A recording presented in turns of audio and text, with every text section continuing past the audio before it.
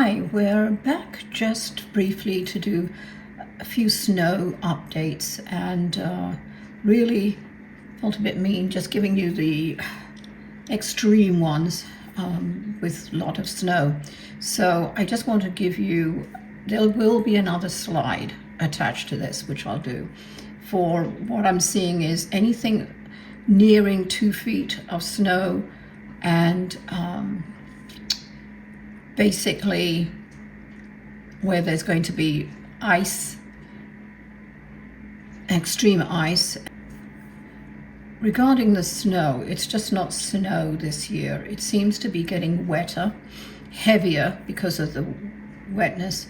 Don't know if it's associated with the El Nino and La Nina, but anyway, just take note.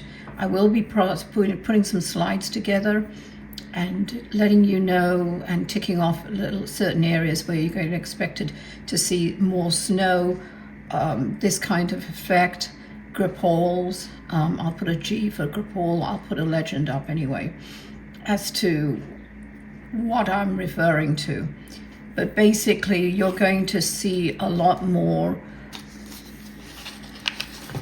I wouldn't say extreme snow, but extreme weather in the way of this area here. Already I know there's been, but other than the mountainous areas, which all the mountains have, say about over 5,000 feet.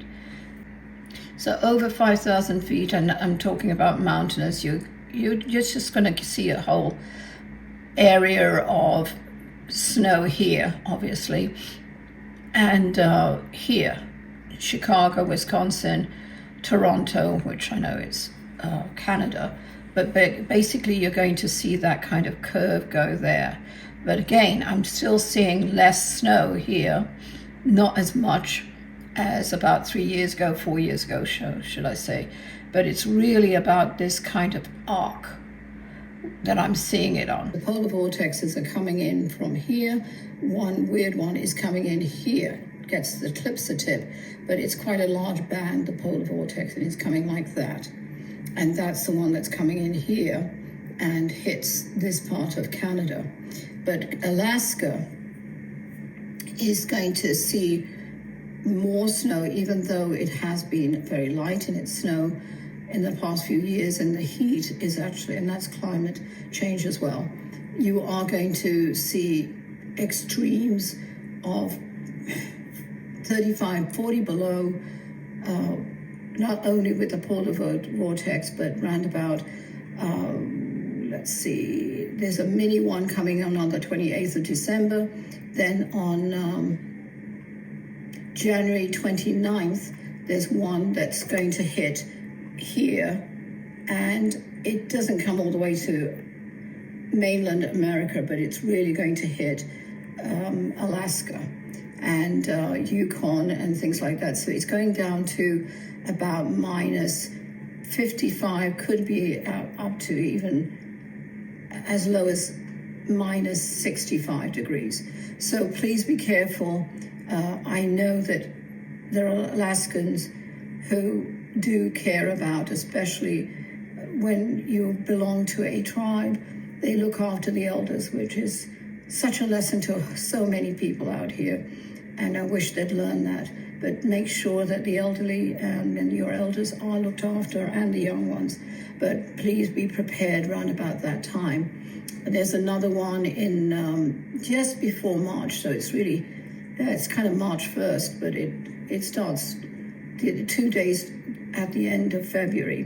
That one is only going to go to about minus 35 to 40. But it carries such winds, the polar vortex, and if you have time, please look at that video I talked about the extreme cold in America, not only Alaska, but I'm telling Canada to view that one.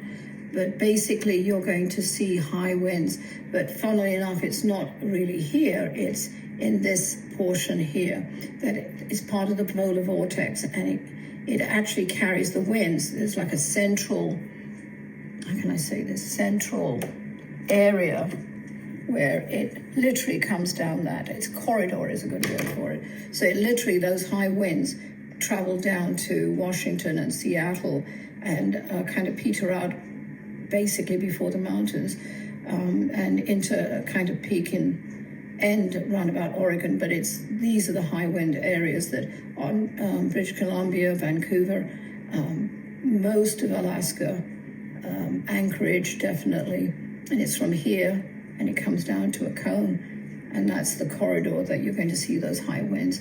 Could be as high as 65 to 75, could be 80, so please be careful. And where it's property damage, secure your roofs, etc., and any loose items, okay? Let me know. But basically, I'd really appreciate your comments, and just leave them on the YouTube comments if it's to do with the weather only, and if there's any confirmation to any of these. All right? Thank you. I appreciate it. And again, if you have time, you might like to watch Canada. Alaska should really think of that. But the Canadian weather obviously affects Alaska. All right? And thank you for joining me.